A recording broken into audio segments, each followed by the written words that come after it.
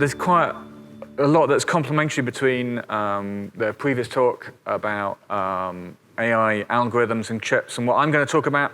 I'm going to take us a little bit lower down the stack. So I'm not going to talk about the AI algorithms so much. I'm not going to tell you about specific neural networks. What I'm going to talk about is the software. So my background is actually as a video game developer.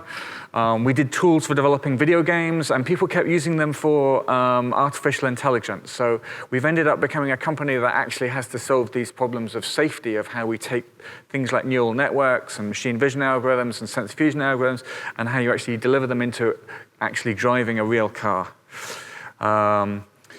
So Codeplay is a company. We do development tools. I'm going to talk a little bit about functional safety, what it is at a kind of high level. I think we were talking before about ISO 26262 and the ASIL ratings.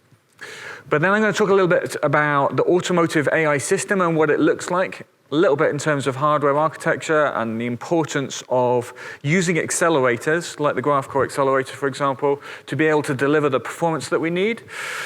And then why accelerators when you get it, and then actually go into a lot more technical detail, really, about all of the challenges we have. I don't actually give all of the answers that you might hope for. Some of these are still unsolved challenges that we're working through. And as a company at Codeplay, we've become very much an open standards company so that we can solve these problems as an industry. That's something that I've spent a lot of time on. So the key thing that you've got to understand about functional safety is safety doesn't mean the system doesn't fail. It's not a good argument to say, we've got a system, it doesn't fail. That's going to go down really, really badly with safety experts. What safety experts are going to ask the question is, what happens when it fails? Because that's an honest answer. What happens when it fails? And the answer has got to be, it fails in a safe way. So then you need to know how the system, you need to know that the system has failed. That's one of the key questions. You need to know that the system has failed, and then you need to do something about it. In autonomous driving, both incorrect results and late results are a failure.